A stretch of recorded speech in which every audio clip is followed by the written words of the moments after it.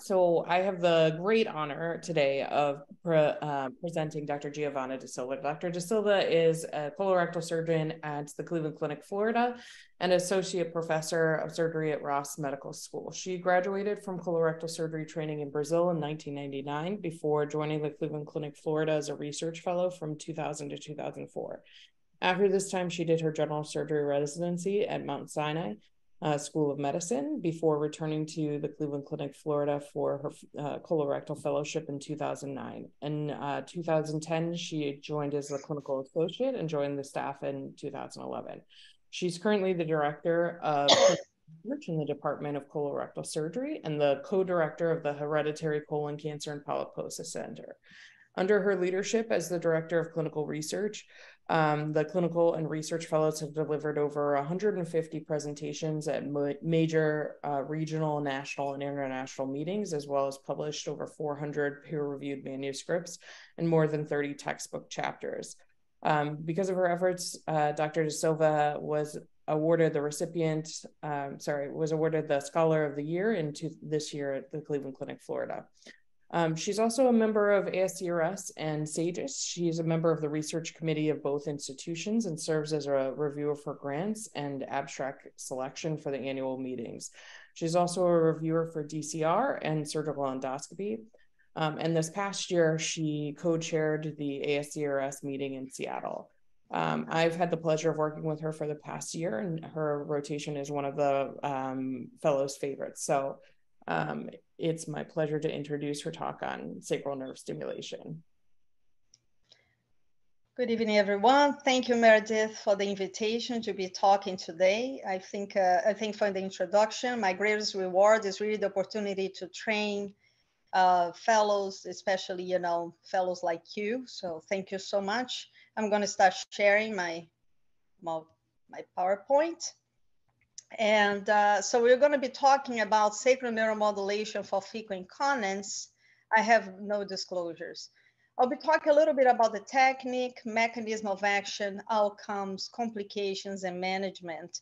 Something that, I didn't really have much of my training, but as we continue doing, we're going to find some of these complications. We need to know how to troubleshoot them. The first successful sacral neuromodulation for fecal incontinence was done by Metzl in Germany in 1995. About 11 years later, we got the FDA approval here in the United States for fecal incontinence. And in the beginning, it was only Medtronic and the manufacturer, but we all know more recently, Axonics also came to the market.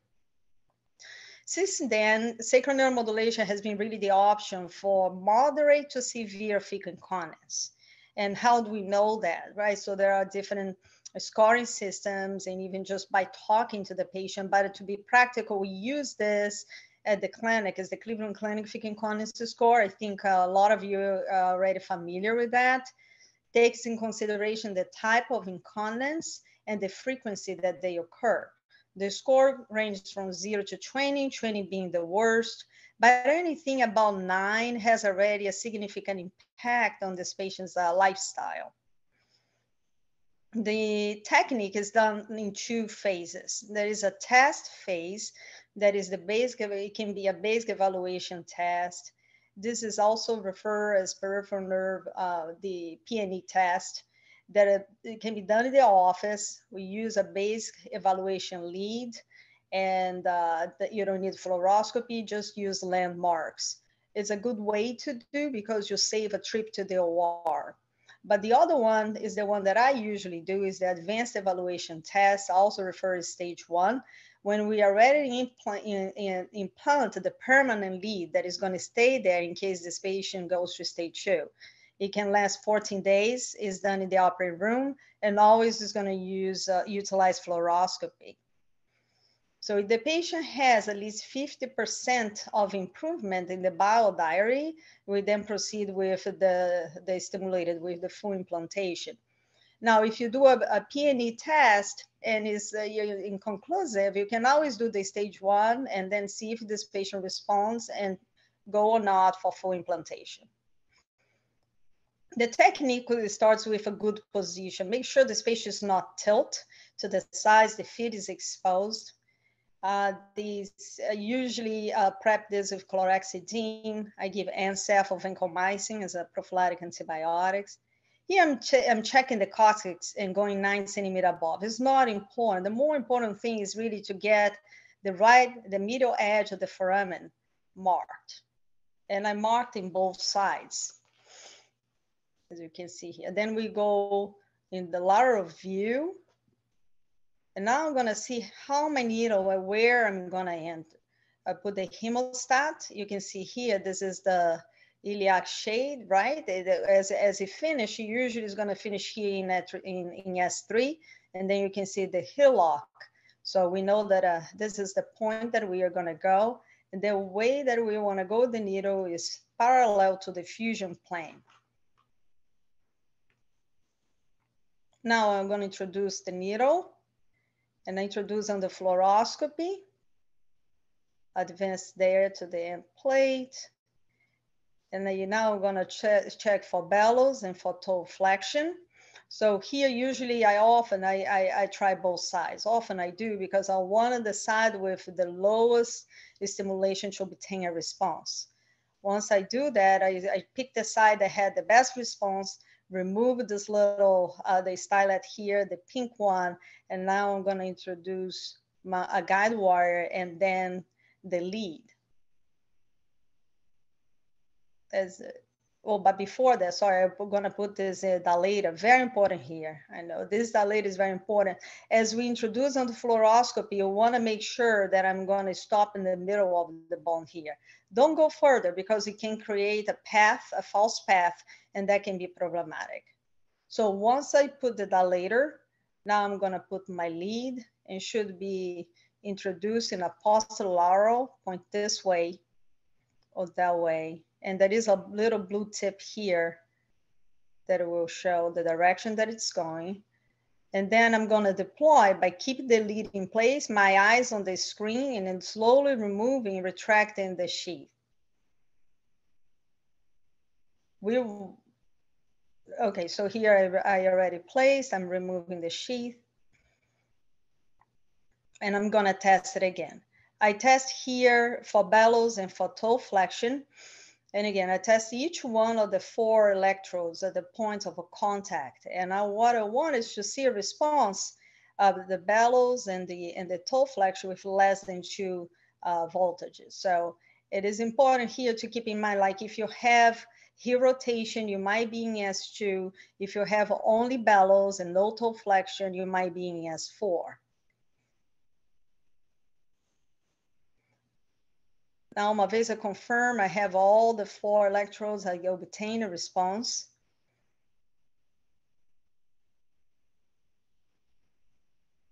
The bellows and the toe flexion. I save the pictures. You see here is a good lead placement.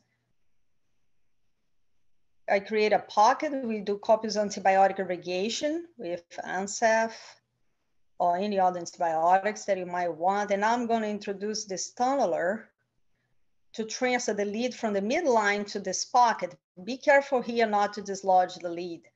Also, don't go too superficial because where the lead turns, it can erode through the skin, especially in a skinny person. Now we create a little superior here incision, and I'll bring the temporary connector to connect it to the lead here in the pocket. This pocket should be about 3 centimeters deep or so. Don't go too deep, don't go too superficial on that.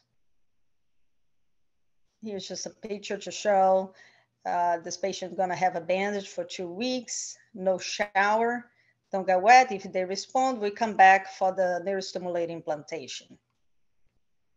So again, this is the ideal lead placement on the anteroposterior view is very medial, and the curves medial to lateral is the hockey stick picture that you want to see parallel to the central axis of the body. On the lateral view, we start superior. You see, this is the hillock. We want to come here, superior, entering parallel to the fusion line of S2, S3, curving down. When introducing the needle, if you see that it's the lead, you see that it's going up, something is wrong. So try to twist around, but I get this curve here going down. And the electrode 3 should be just anterior to the posterior plate of the sacrum. So why this is important? This is important because once you put the lead, you want the lead to go along the nerve. We have 4 points of contact, and with this we can have 7 different programs. You know, like I said, you want a less than 2 voltages on each electrode for the same response. And then as we program, one is positive, the other negative. You see here that we have also more advanced in programming using adjacent electrodes to create a circuit. And this gives a lot of options, provides this patient with a better outcome. But for some reason, we put a lead that is not tracking the nerve, then we're going to be limited in our options for this patient.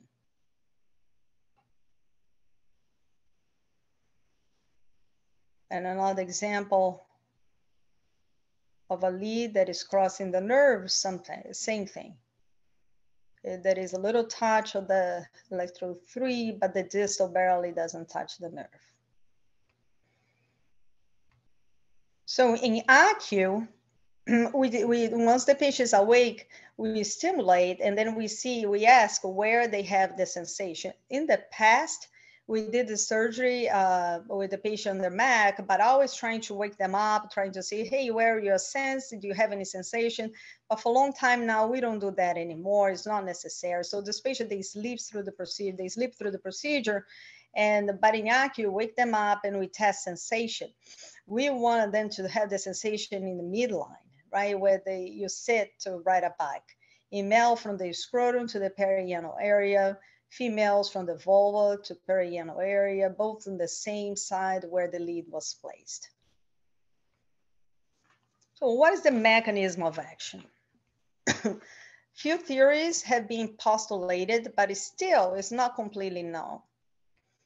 In the beginning, the theory was presumed to be a direct stimulation enhancement of the external sphincter activity through perineal stimulation, through possible supraspinal effects of pudendal nerve stimulation. But now we know this plays a minor role, is not really, or if it is, very minor, the role that direct stimulation, the external sphincter will have on these patients.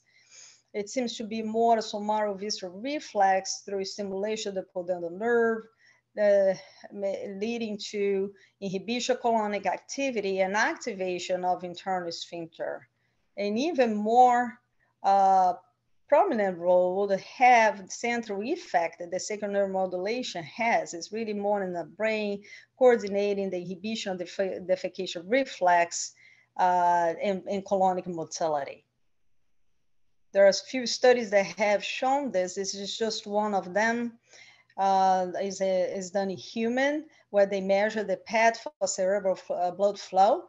And after 30 minutes of stimulation, sacral neuromodulation increased the flow in the contralateral frontal cortex, which is associated with focus attention.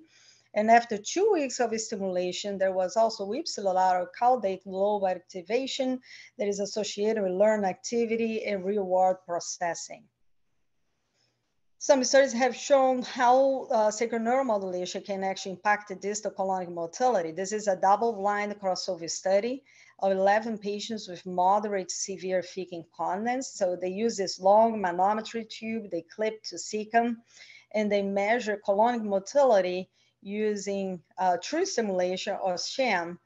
And they measure this baseline and during the stimulation for 2 hours. What they found is that all patients who actually receive true stimulation, they show colonic response to stimulation. How? There was an increase in the retrograde propagation sequences of the colon, and no really effect on the antegrade propagation, but suggesting that a sacral neuromodulation may truly slow colonic motility on these patients.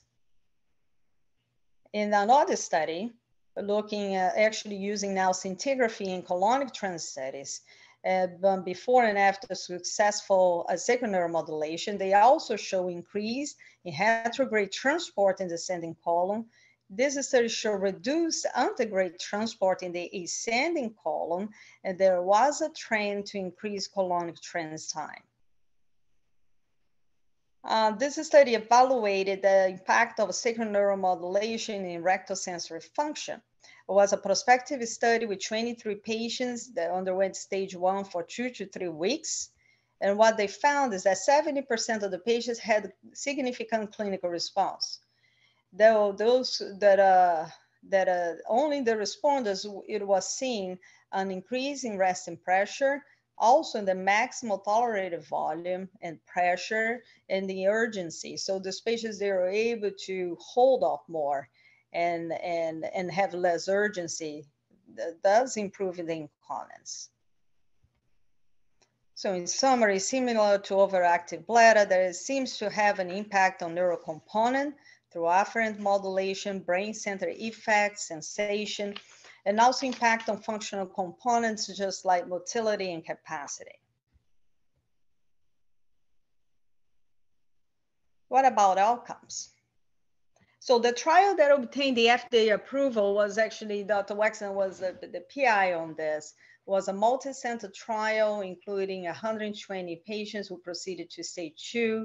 They included patients with and without sphincter defect, a mean age of 60 years, majority were females, 46% had obstetric trauma, 34% had actually undergone sphincteroplasty.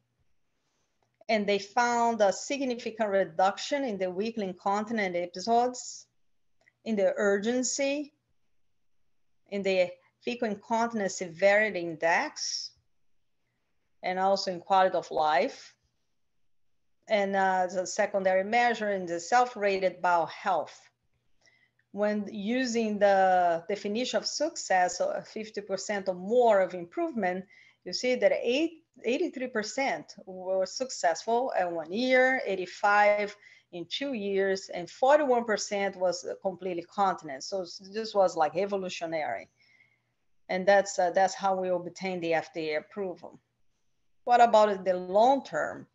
They follow 63% of these patients at a longer term, at 5 years, and you can see here durability of the response. 89% is still having over 50% of improvement, 36% completely continent. Also improvement is still in the quality of life with really a nice bump in embarrassment subscale, and in the bowel health outcome as well. The little longer term outcome was published by the European study. It was a multi-center study, included 228 patients that were available for follow-up. This was 56% from the primary cohort. And you can see here a significant decrease in the number of incontinence episodes per week, and the Cleveland Clinic incontinence score, a nice drop. Using the definition of over 50% of improvement as success per protocol, all patients who underwent stage 2, 71% is still doing well, and 50% fully continent. The longest term follow-up that I was able to find is a French study that they defined success in a different way, considering patients who kept the device on and did not require another treatment. So the 360 patients, they went stage 2. They were available for follow-up here. You can see at 10 years, there was some loss for follow-up. About 45% kept the device and still benefiting from significant improvement in the Cleveland Clinic incontinence score. Are there any predictive factors for success? So this is a study that Leroy included 60 patients with a 3-year follow-up. He looked at age, etiology, bulbar cavernous latency, MGP and TML, ultrasound manometry, and none of them correlated with success.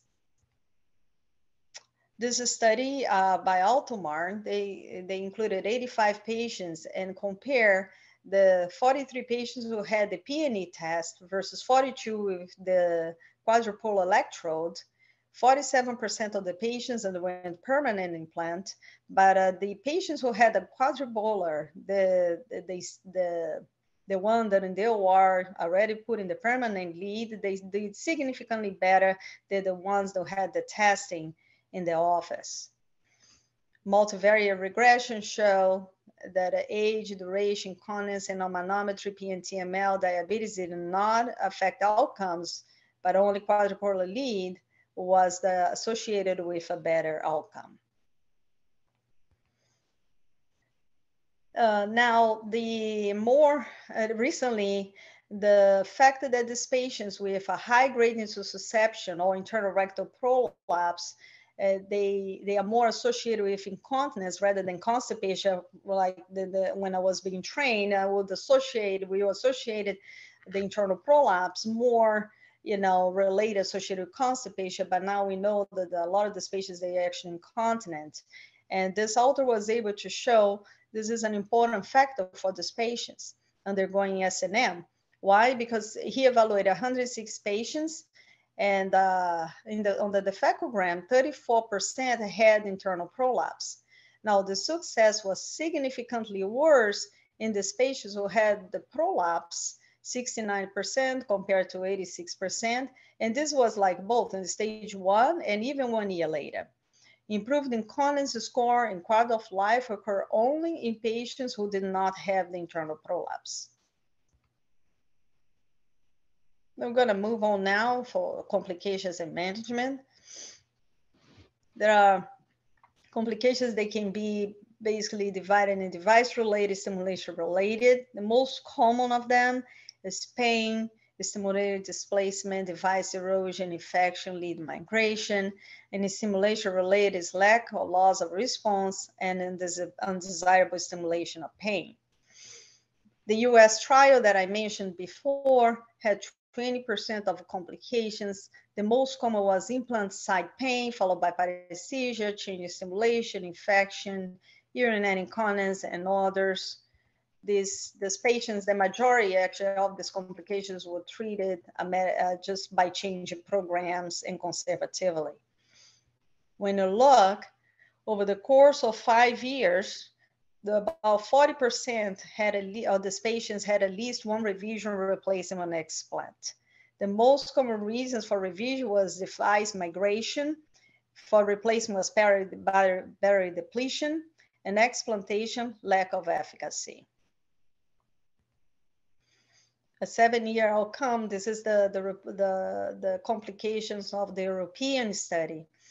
They had 23.5% of device-related complications. The most common of them of which was pain in the subcutaneous where the neurostimulator was implanted. 12 patients underwent explantation, 7 replacement, and 17 patients had removal repositioning of the device for dislocation or barrier depletion. And the French study reported 80% of complications, but about, a little more than half of that was barrier depletion, which is kind of expected. But other than that, most common was loss of efficacy, again, pain, pacemaker dysfunction, infection, skin ulceration. The 64% of the patients require surgical revision. Again, about the 26, right? We see there's always the 26% of explantation, the risk of losing the device. Along with previous surgeries for fecal incontinence and male sex, the complications were related to a poor outcome, as we would expect. Not too long ago, we reviewed our series at Cleveland Clinic, Florida, and Ohio, of 254 patients who underwent S&M from 2010 to 2017. And 237 of them had permanent implantation.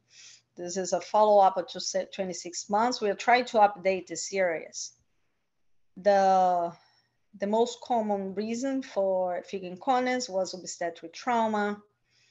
There you can see here a little higher rate of 60%. And I think I know why. I can talk about that later. But let's see here. The most common problem was loss of efficacy, followed by pain during stimulation, pain at the site of implantation, infection, lack of efficacy, lead migration, lead fracture, and others. 38% was successfully managed conservatively. About 22 require explantation.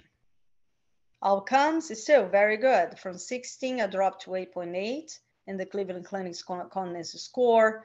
We noticed better outcomes in patients, again, who did not have complications, and also less complications over time. And this might make sense because we are getting better with the technique, a better lead, more precise lead placement. The technology also is evolving. There has been a lot of lead modifications, even the P&E that I showed now has little anchors there. You know, the batteries are becoming smaller, long lasting. Now they last 15 years, rechargeable batteries, MRI safe device. So what I tell the patient when I sit down with them before doing an SNM, I quote more or less this complications rate. Loss of efficacy, 10 to 25%. Can develop pain at the site of a stimulator, 14%. Paresthesia, uncomfortable stimulation, same thing. And infection rate up to 8%. So what do I do when I see a patient who had a lack of efficacy or loss of efficacy? So we're going to talk to him. So first of all, if it is really a lack of efficacy, it can be just this patient was never a good candidate, to be honest. And sometimes we don't have another option for this patient besides the stoma. So we offer the sacral neuromodulation as a last resource. But many times, though, we really need to talk to this patient and make sure we record everything before and after, because we need to manage by facts. They might forget how they were before we do the procedure. And then they say, oh, I'm having, 5 incontinence episodes or 4. And I said, hey, you should have 12 or, and I have seen this and I have done this. And I said, look how you were before, and they are like, oh, yeah, I guess so. Any change in diet, new medications, trauma. There are a number of things that they can be eating or, intake that can lead to loose stool, more frequent evacuations, and even diarrhea. And we try to go through them, as well as medications like metformin, fish oil, magnesium, and others. If all possible, we try to help with a fiber supplement, and we continue using all adjunct measures that we can, right? Equestrian, we avoid triggering foods and medications if all possible. Now, very important, on physical exam, you want to obviously check if there is if you can palpate the device, if there is any dislodgement. Sometimes, not always, they have pain, but they say, oh, it's not working like before. So check the device if the device is off, because I have patients that they try to play with the monitor, and when they come back, the thing is actually off. So we turn it on. Obviously, if the battery is depleted, we will have to replace. But once I do these things, now I'm going to increase the stimulation. I get the monitor and I start increasing the stimulation. And one thing I want to know is the sensation where you feel. Do you feel in the leg, in the buttock, or in the midline? If it is not in the midline, it could be because it was just a poor initial lead placement to begin with, or it could be also a lead migration. I may do an X-ray, not always a small dislodgement we're able to see even when we compare with the pictures that we took during the procedure. But if it is a major one, we'll see. If it is something small, we can try reprogramming and still have a good outcome. But if all fails, you just need to do a lead revision.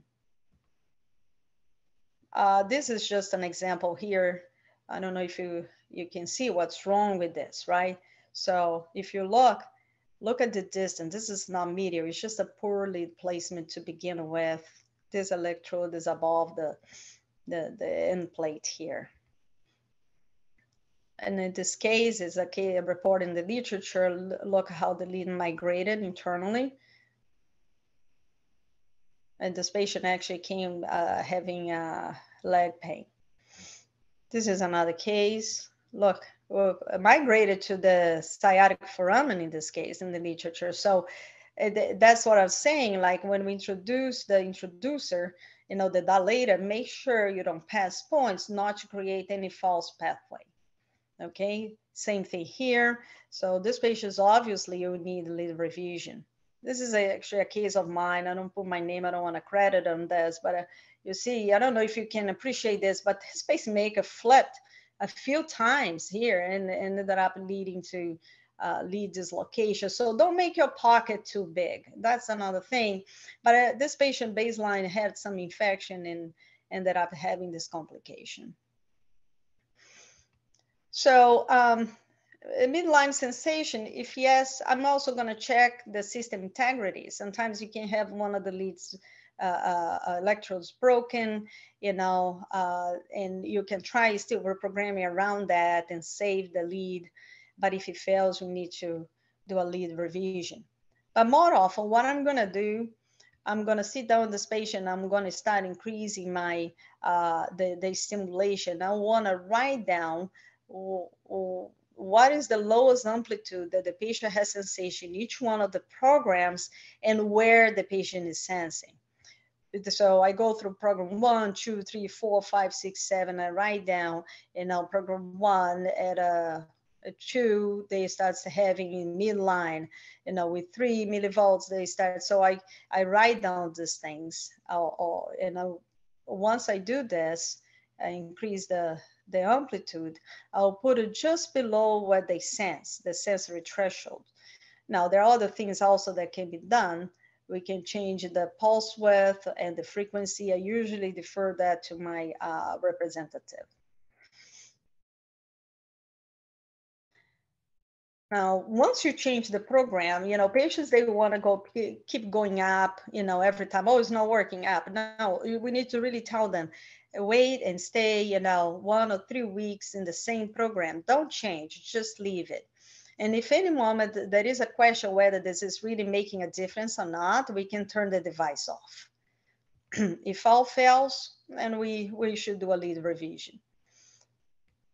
Lead revision surgery, just some things that I wanted to bring it up. Don't try to pull the lead here from the pocket. So once it has been some time already that the lead has been in, you have now to make an incision here, but you have to go in midline, make a bigger incision, extend the incision, the previous one, and just dissect around the lead. Careful not to break, be careful not to break the lead. You know, you dissect down to the foramen. There are some descriptions of using stylet to straighten the lead before pulling out. I never really did this. Some people also like to use fluoroscopy to make sure that the lead was removed intact. Before still I do lead revision, one thing I have added to my algorithm is I will rule out anatomical causes. This is a case of a high-grade intussusception that you can see this patient had a previous sacral neuromodulation, but came back is still with fecal incontinence. And when I have a patient like this, we do the fecogram now. Now I do before every SNS, but I'm bringing back those who did not respond. And you see this, that the patient evacuates, there is a deep intussusception that does not bounce back. It stays down. Even after she defecates, it keeps staying down. So these are the patients that we offer now, a ventral mesh rectopexy, which I'm doing some with my partner who has helped me understanding better this, the impact of a high-grade intussusception on these patients.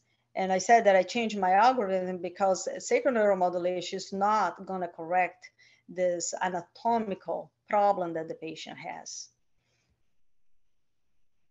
So what about if the patient now comes with pain at the IPG site? If it is if it is actually at the IPG site, it could be mechanical or infection. If it is mechanical, it could be a seroma, can try antibiotics, maybe aspiration. In a hematoma, there is really a more higher chance of just having to explant.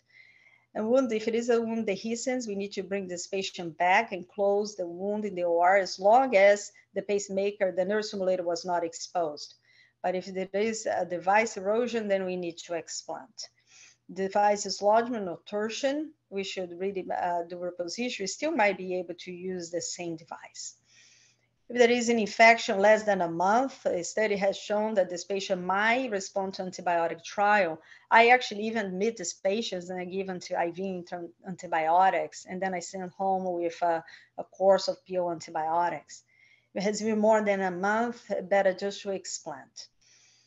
If the pain is not specific where or if you're not sure that is where the IPG is placed, that the stimulator is placed, is a broader pain, just turn the device off.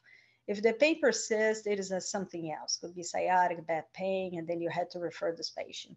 If the pain improves, you might need to revise the pocket.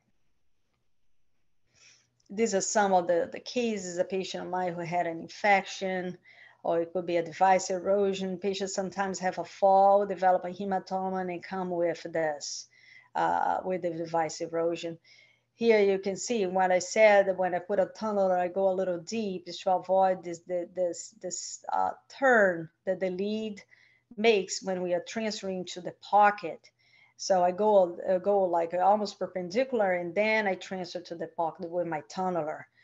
Skinny patients also at risk. So a patient came with infection, you're going to drain, debride the wound. Make sure you send for cultures because you want to see what type of bugs or bacteria is actually growing in your hospital. I explain the entire device and give antibiotics. We'll wait 3 to 6 months for reimplantation. You might want your hospital to get this Tyrex, which is this membrane impregnated with antibiotics once you do a revision, or even as a first-time implant.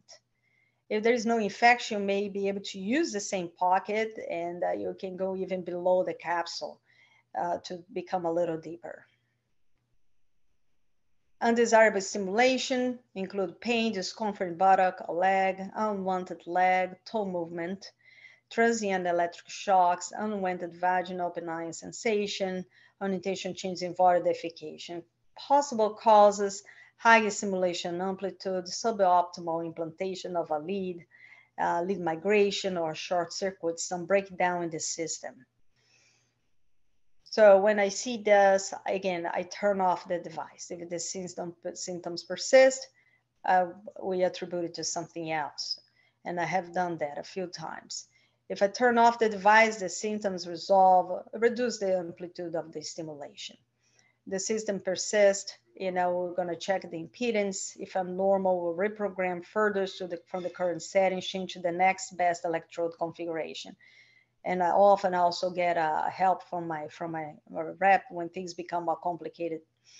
I got also an X-ray. If there is a major displacement, this patient is going to need a surgical revision, device explantation, possibly.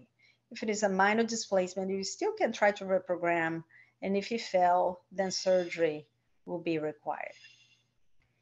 Other complications, you can see this lead eroding through the rectum. They removed with a combination of endoscopy and also going through the back. Hematoma, be very good with your hemostasis, because once the hematoma develops here's more in the scrotum, but when it's in the pocket size, such a high risk for infection and lose the device. So in conclusion, sacral neuromodulation is the best option we have currently for patients with moderate to severe fecal incontinence with or without sphincter defect, with success of 70 to 80%, even a long term. It is simple, safe, and minimally invasive. Our meticulous technique with optimal lead placement is essential for good outcome. And we're getting better with this. And thanks to the Israeli colleagues, there is even a technology of augmented reality. Who knows is going to lead us to even more precise lead placement and better outcomes with less complications. Thank you.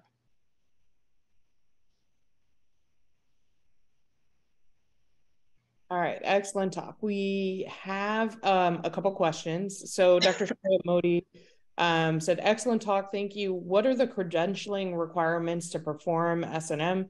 Do we need to get fluoroscopy license or something special, additional certification to use fluoro and get S&M credentialed?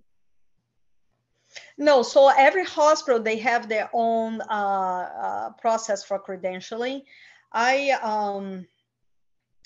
I never really went through any formal process because I would help. Dr. Wexner was the pioneer of doing here in the United States, and he travels a lot. So he needed someone to deal with the, with the SNS. So the clinic gave me privileges because I have done, I was just helping him and done with him. But so every hospital has different criteria. Having a good rep with you is very important. And you have also the radiology coming. So you're not going to be doing the fluoroscopy. You're going to have the tech doing the fluoroscopy for you. So you don't need the special credentialing for that. But check with your hospital what the credentials are. They might want you to do 5 cases. They might need to have you being proctored by someone. And but there is, nothing really special other than that. Okay, great. Dr. Michael John said, if the lead has migrated or gotten damaged and you're planning to do a revision, do you typically switch sides? Not necessarily. Not if it is the lead damage or displacement. Not, you need to see, why got displaced. Because if it is because a patient had a trauma, like we had a patient that ended up going horseback ride, and then obviously, that is different. But if it is because when we introduced the sheath again, when there was a false pathway, there is no clear answer, then for migration, you might want to go to the other side in those cases. But for lead breakage, not necessarily. Now, infection, I typically go to the other side and create another pocket. Gotcha. I had a question. So I know you talked a little bit about that. We talked about it with patients, but what is your typical workup for a patient prior to SNS? Because I know we talked about patients who come in with multiple problems. They have an intussusception or they have a prolapse and might benefit from a different procedure first or in conjunction with. Same thing with patients who have a sphincter defect. This is typically the first line now, even with a sphincter defect. But what is your standard workup, and when do you consider getting additional tests? Right. So I went through phases. In the beginning of my career, I was ordering every test, and not so much the fecogram, because I didn't see so much a point for that at that time, because patients, and I said, how they're going to hold the contrast anyways, But especially now, I still don't order necessarily ultrasound. I don't order anything else except the fecogram. And the reason is because, especially when I am examining this patient, if I see they come with fecal incontinence, but I see a little patulous, then I say, yeah, I do want to rule out this patient has a high-grade, intussusception. In that case, before I was offering the SNS because I would not really think much about that. They didn't have full thickness prolapse, so I didn't think. But now I see how patients are getting better after we do the ventral mesh rectopexy, have received the SNM, and I changed the algorithm. So the fecogram is the answer, and then I see how they do. Obviously, if they do well, that's okay. But I do the fecogram, and if they have the high-grade intussusception, I do the ventral mesh rectopexy. If they still incontinence, then I offer the sacral neuromodulation. But it's not, if let's say there is always exception to the rule, right? Let's say the patient also has urinary incontinence and is also bothering them. I have done that too, and I say, let's install the sacral neuromodulation. And then I said, we still have something else. And this is actually a case that it's coming up, next month, for example. We did the SNM, urine is better, fecal incontinence, so has a high-grade intussusception. Now we are planning the ventral mesh rectopexy. Gotcha. So many times have to do them in combination anyway. Michael Johns also asks, is there any contraindications? You made the comment about horseback riding. It makes me think of if a history of a sacral fracture or altered anatomy would preclude the patient. That can be very, very challenging. And ideally, if there is this history, we should really get an X-ray before embarking on this. But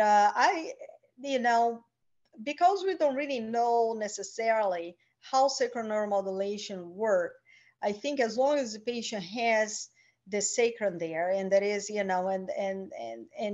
even if they had like a little higher surgeries or some scar tissue, you still can try. I have had difficulty in elderly patients or patients who, had this back surgery, lower back before, and they have so many, like the elderly osteophytes and everything. I just could not get, you know, in the foramen. So, but I would not say necessarily the elderly or, you know, patients like this, they are contraindication. I think it's worth the try.